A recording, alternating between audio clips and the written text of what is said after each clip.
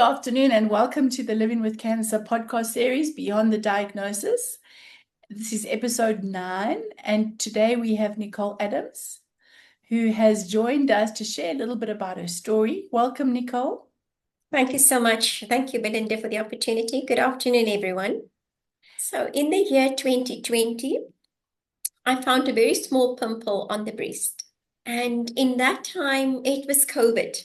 And of course, it was lockdown. And at first, it was not any concern to me, and as time progressed, this pimple got a little bit bigger. Eventually, I felt like it was a bit of a concern for me. I then unfortunately only went to the doctor in the month of August when we had a bit of a lack in the lockdown. So I got to the doctor and he said to me, "Why are you only coming now? This can be so serious." And he immediately gave me a letter, a reference letter, and I had to go do a mammogram as well as what they call a thick needle test. Yes, it might sound scary, like it did to me, but it's so important to do these tests. So off I went to the hospital and I had these tests done. 2 weeks later, I got the doctor phoned me to come see her, and she said to me, "We've got good news, we've got bad news." Good news is, yes, it can be treated. I was in stage 3. Bad news is it's cancer, breast cancer.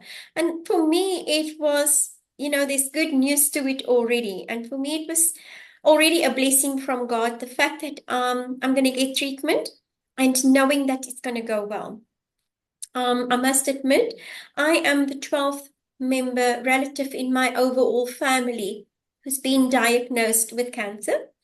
This is my second cancer that I have survived. 33 years ago, I had colon cancer. And that to me was also a blessing. So I always say to people, I am a miracle. I am indeed loved. And if we keep the faith and we just keep praying, then it will all go well. So in October, doctor planned to start with my chemo. And I had a cousin that got married in December. And they always asked me to welcome the new bride, or the new relative to. And I thought to myself, I am not going to share the news with anyone then. And because it was a wedding, I didn't want to miss it. And of course, I had to welcome our new niece to the family. I also didn't want to upset anyone with this kind of news. So I decided to hold on to sharing the news with my family up until December. Doctor planned then, and we moved the treatment until January. And she said to me, not a day later. So in January, we started the chemos.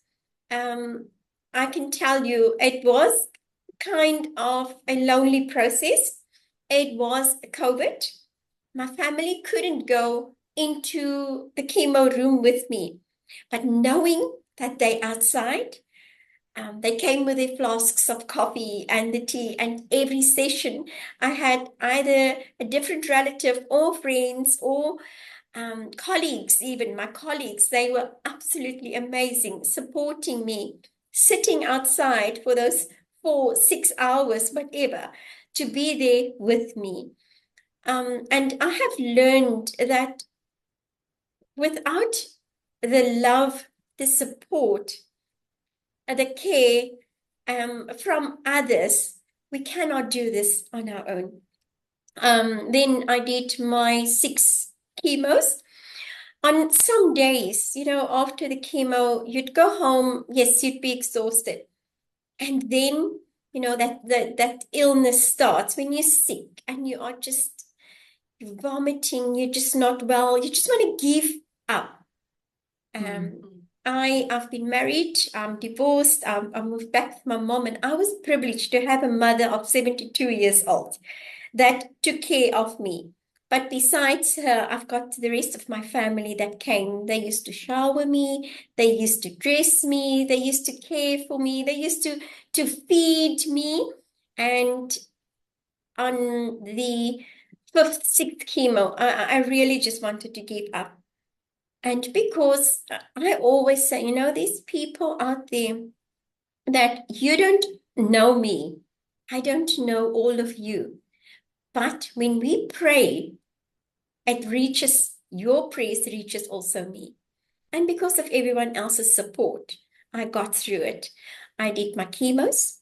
I did my 15 sessions of radiation. I had a double mastectomy. And believe it or not, I cannot get used to the processes. I just can't. Unfortunately, also for me, I could not do a reconstruction because of my family history. I had a cousin that was also just 42 when she went back for her reconstruction. Unfortunately, 6 months thereafter, she lost her fight. So with help, love, prayer, support, I got through it.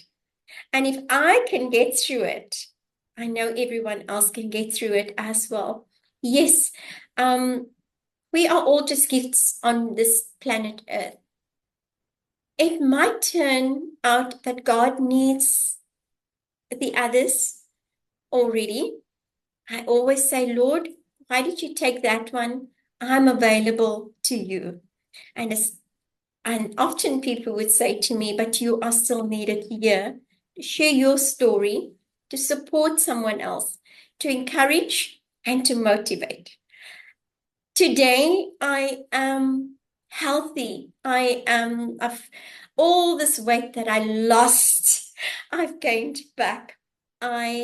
This year, 24th of November, 2026, I will be on my fifth 5-year cancer remission. And then, God willing, I'll stop with all the treatments that I've been on. And I can just continue to share. So let's keep supporting and let's just keep motivating each other and be there for the next person that is currently going through this journey. Thank you, Dr. Belinda. Wow. Wow, Nicole, that's such a beautiful story, but you skimmed over the colon cancer one. I need you to backtrack and tell me a little bit Certainly. about that. I mean, that's 30 years ago, and then it comes back again. So take me back to when you were diagnosed with colon cancer. What happened there? With colon cancer, I was 19 years old when I started. At first, I went to the GP, and at first he thought he couldn't get to the reason of the bleeding. And it was forever just bleeding, and I had these cramps and pains forever. I turned 20. We've been in a car accident, and with the roll of the car, the colon that was left completely bursted. And that's only when the hospital realized that it was the cancer. So they had to remove all those bits and pieces. At the age of 20, I had to go through a hysterectomy. It was difficult for me to accept, but it was not my plan. It was not in my will, it's God's will. I was 20, almost turning 21, when with the range of operations that I've had already. I had the colostomy bag that I wore for about a year. It was then removed, and the doctors did what they call the reverse. So the colon was patched up, and what they call an internal pouch was built, and the bag was then removed. It was just about 6 months thereafter, and the bleeding started again with the cramps and the pains, and they found that the cancer was back in another piece of the colon. Eventually, I got through it, and on the third stage it was then almost 2 years later, the doctors then finally decided, let's take out completely the intestine or whatever was left of it, and they built an internal pouch, which unfortunately has been replaced also 3 times already because it tended to shrink. So I used to often go for a pouch stretch and removal of scar tissue. And it's been about 10 years later. I don't have any cramps. It took a few years. I don't have any cramps. There's no more bleeding. The pouch is very lazy. The pouch is tired, I would say, of working. But I'm managing. I'm managing. So the colon cancer has been completely, to me, it's been completely healed. And like I say, when I was diagnosed in 2020, at first it was a big scare for me, but because God pulled me through the first time, I knew and I could rely on Him to carry me through breast cancer. Dr. Belinda, if I may add, 2 years ago, I have been to the oncologist for also another check-in, and I had some swelling in my neck. And doctor did a scan again and x-rays, and he said they are, looks like little lumps. So I unfortunately had to pull all my bottom teeth because we had to test that and send it again. And I was very scared because I thought to myself, I'm not going to be third time lucky, but thankfully, it was fortunately it was not cancerous. But we get these scares and we get these different things coming through in our lives, but we need to stay positive. We're human. Yes, it's good to shed a tear often. I do that often. And also just because I'm thankful for the blessings in my life. And again, I say, even though you don't know me, but when you say your prayer, you pray for me as well. Thank you, Doctor. So, so Nicole, I'm sitting here in awe. You've gone through so much. And you're incredibly positive, and just thinking about the title of the series, Beyond the Diagnosis. You've lived beyond the diagnosis over and over and over again. How do you do it? What is your typical day like? I know with me going through my journey, I can't eat this. I worry about that germ. I was like, and sometimes you feel like, oh, I'm such a pain because when I go out, you almost feel bad for being so fussy. But it's not that you've been fussy. You have to be very aware, acutely aware of all the things that could impact your health. So, how do you do it every day? Well, after all the treatments, and I am lactose intolerant, of course, I don't eat red meats, very, very seldom. So you tend to, and especially with a pouch that I have, since I don't have a full-on large intestine that can digest my foods. Like I said, the pouch that I have is lazy and it's tired. I can't digest. So I only eat in general. Like you say, sometimes you think you're a pain. I don't really socialize much, but that's my own choice because I can't eat this. You can't eat that. You can't socialize like your friends or your colleagues. I'm very fond of drinking water because to me that is about, for me, my health, that's about the safest for me to drink. I am on a very specific diet since 33 years ago. And for me, I've come to live with it. I've come to accept, and that's for my health. So I'm not going to change my lifestyle to please a next person. I always say, sometimes I feel I'm an incomplete woman. I don't have breasts. I don't have a colon. But to everybody else out there, they don't know my life. They don't know what I've been through. They only see the smile every day. But at the end of the day, we have so much to live for, and we are just blessed in abundance. So for our friends, our colleagues watching this video today know the fact that we are still here is because we are blessed and we are loved in abundance. Nicole, I think that when you go through a journey like this, everybody, when you get diagnosed, everybody's really supportive and they swarm around you. They're doing what they need to do to help you get through it, which is fantastic. But then once you've had your treatment and once your hair grows back and you start looking normal, you look fine and everybody thinks you're fine. But I don't know if you feel this way, but I know that for me, my my journey only really emotionally only really begun probably 5 years after I was diagnosed, because then you see the world differently. I'm sure I've said this before. I have a friend that says, Belinda, you live like you're going to die tomorrow because you live on the edge.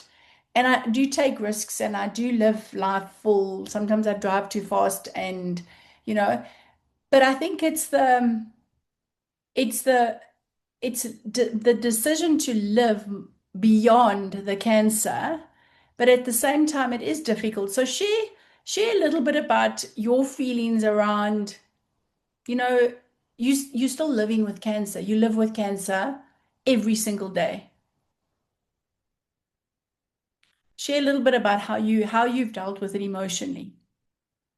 Like I said, Dr. Belinda, for me, I shed a tear.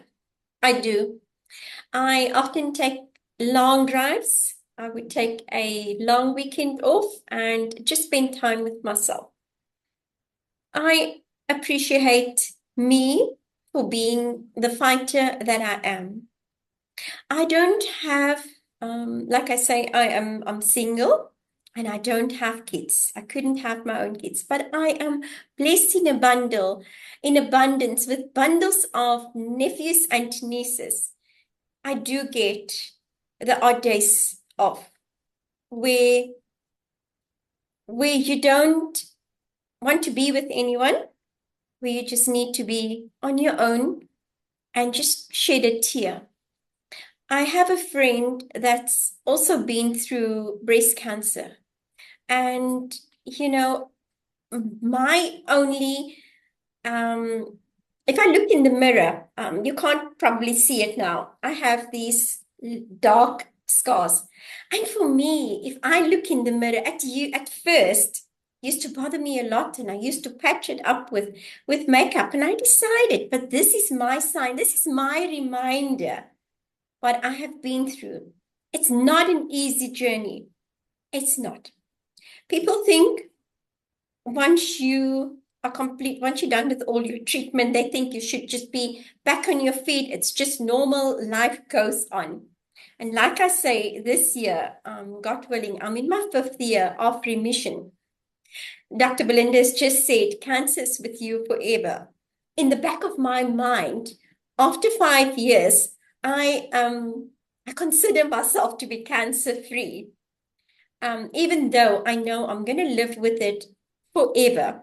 But every day for me, it's just some days, it's just another day. I'm honest with you if I say many days I ask God, why am I still here? You know, things happen in your life and you go through a dip. People hurt you, things happen, work stress gets too much, and you ask, God, you carried me through cancer. Why am I still going through all these difficult, nitty-gritty things? But it's got a reason and it's got a plan for each one of us. So yes, on those days, I'd cut myself off from everything, everyone. I'll stay in my room. I'll read a book. I'll check who's been chatting, who's been posting, who's been sending some positive news. And I take long drives. I just spend time on my own. And it works for me. It works for me. I won't go spoil myself with a steak because I'm not going to enjoy it because it's not who I am. But yes, I can't even have a nice ice cream. I know there are some lactose intolerant ice creams and stuff, but there are many ways also to make yourself know and feel that you are important. And that's what I do. It's only been, I would think, a year or two that my that I've changed into this very positive vibe. Used to be sometimes I used to be very negative on myself. When my hair grew back, it was gray. And I said, you know what? It's that time also for me to have gray hair. I'm enjoying it. There's too much to be thankful for, to put yourself off about any petty things in life. So I am very blessed, and I trust that everybody else on the other side of this line, please keep the focus. Stay focused. Keep your faith, and keep supporting. And even for us that's been through that journey, it is like Dr. Belinda just said, it doesn't stop there. We have to spread our positive vibes, and share our journey so that we can motivate and encourage the person that is still going through this fight. I bought me a t-shirt from Temu. My favorite song is always, of course, the fight song. And even my colleagues, the other day we spoke about it, and my colleague said to me, when you started with us like 8 years ago, and we had a games afternoon, and she asked me, she said to me, the one thing, whenever she hears the song, and this is the fight song, she said she always thinks of me. And once again, I've proven myself through this journey. This is a fight song. Keep fighting, keep the faith. So I bought me that t-shirt. This is my fight shirt. So I'll keep fighting, and I'll keep fighting. Looking forward to the cancer walks coming up in Cape Town. And I'll be there wearing my t-shirt as a support. Nicole, you spoke about work, and it's an interesting place because you obviously, you're online quite a bit. So people won't necessarily see when you're having an off day. And I mean, I know that you're further down your journey, but it's those niggly things that happen. Sometimes I put um, artificial eyelashes on because my eyelashes didn't really grow back properly, and people will look at me and like, "Ugh, but I do that for me. I don't care because I really don't have eyelashes. But there's small things like you'll get a pain and you'll think, I wonder what that is because it was in the place where the cancer was. And then people don't see that because you're online. Most of the stuff that you do, I think you really go into the office. So people can't see when you're having an off day.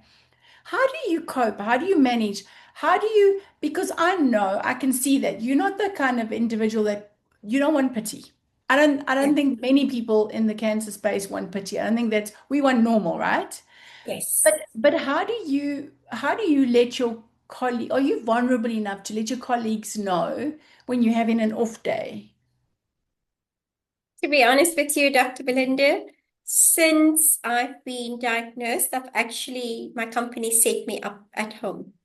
So I have a space, I'm working from home, and the me that you see now is the me that my colleagues see all the time.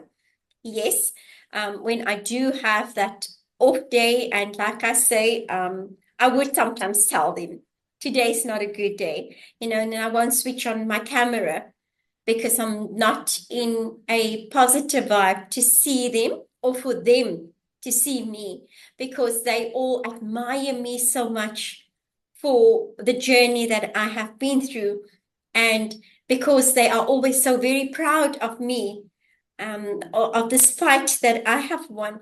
I don't always want them to see when I'm in a bad space, and I'll just not switch on my camera. I'll have some kind of excuse. So that's for me is the positive side, that I work from home, so I'm always just in my private space. So yeah.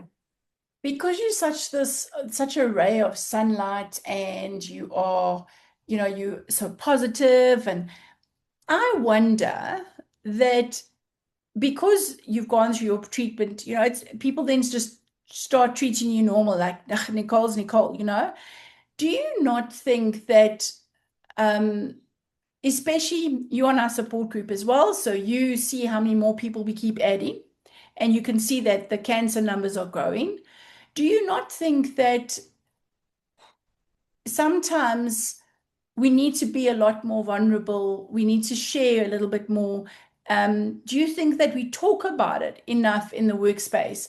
I know with your family it's different. You can open up, it's a safe space because there's the fear of maybe, that, that they're not going to keep me on, or not saying that that's what your organization will do, but do you think that we open enough with it in the workspace? Do you think that organizations are supportive enough? Do you think, like, you're very fortunate, you've got a whole setup at home? Do you think that enough of that happens? What are your thoughts around that? Um, to be honest with you, Dr. Belinda, sometimes it's like you've just said. We don't want sympathy. We don't want empathy. We're fighting this fight, but we don't want, I don't know, that's me. My colleagues that knows about it. But I won't, if a new person comes and joins our company, when I do go to the office, most of my other colleagues won't even know what I have been through, because you don't want them to look at you at a next opportunity and think, oh, she's a survivor. Yes, I am a survivor. Yes, I am very proud of myself for this fight. But you don't want people to look at you with empathy and think, oh, shame. Um, is it going to come back? Thinking, what if it comes back? How are you feeling? How are you doing? Forever asking you just about that. Yes, it should be, we should have more awareness programs where we can probably share more. But in my business, we said the other day we should actually write a book, because we have so many of our colleagues actually that are survivors within our company. So maybe one day they'll consider doing it. But other than that, nobody really talks about it.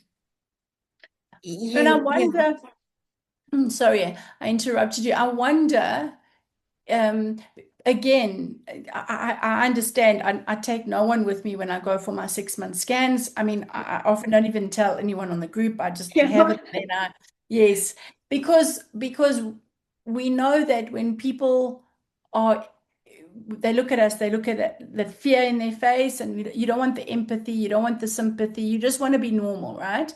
But I wonder if by so doing it, that is why the emotional, or the most emotional, I don't want to say baggage, but its ugly head rises like 5 years later. And I wonder if, because we're so busy being positive, because we want everyone to think we're okay, if, we should be a little bit more vulnerable. We should be a little bit more raw. We should be, we should have the off days. Because we're so worried about how other people are going to respond. We don't want to upset them. And I keep seeing this with all the interviews that I ever have. It's not denial. It's and it's not self-preservation. I think it's preservation of others. And it's almost we care more about how we impact others than we care about ourselves. So I mean, it's a big debate, but yeah, I just wonder. Yes, it is. It's probably quite a big debate. Um, I honestly, I don't know. I really don't know what to answer you on that, Dr. Belinda, because like I say, I'm actually, for myself, I see myself as an introvert. I don't have a big circle of friends. I only have my relatives. Very, very seldom that I'll go out and do things. Yes, I'll make time for myself. I often do that. I'd spend a weekend away just to be with myself.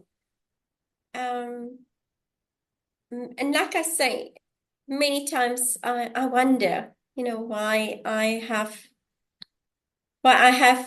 am a survivor. I Sometimes I ask God why. I'm 53. If it's His will, in July I'll be 54. But I sometimes feel that I've lived my life.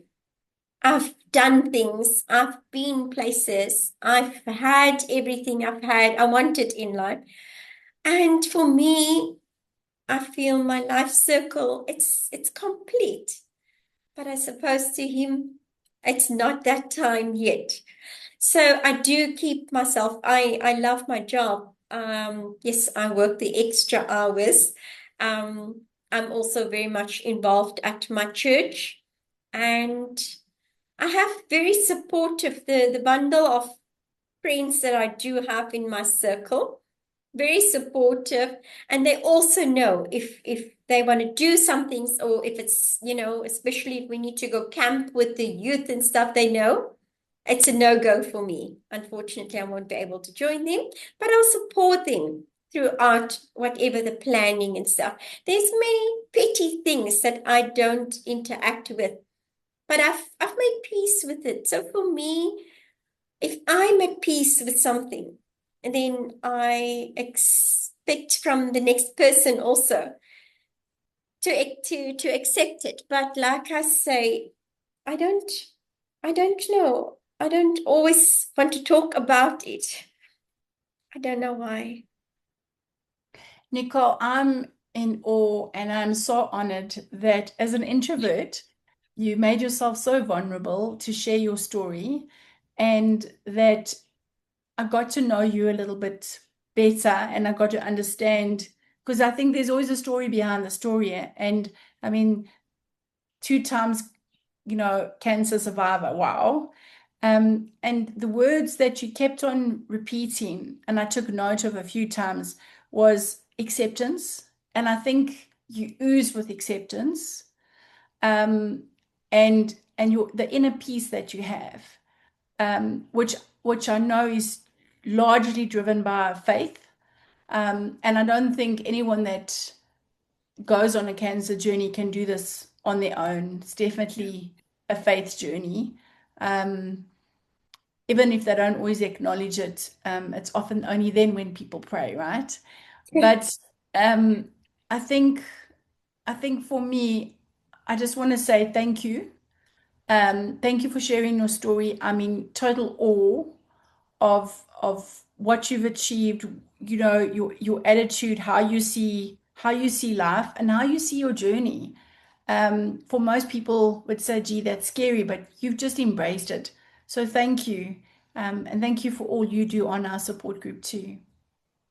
Thank you, Dr. Belinda. Thank you for adding me to your group 5 years ago. When I was truly at that vulnerable stage and I just needed support and guidance, especially with a team like ours who can give advice. I didn't have someone in my family or in my group to as who could guide me, but I got all of that. I received all of that support from our team. And to each and everyone out there, thank you so much. And I'm honored and I am privileged to be part of this group. Thank you so much.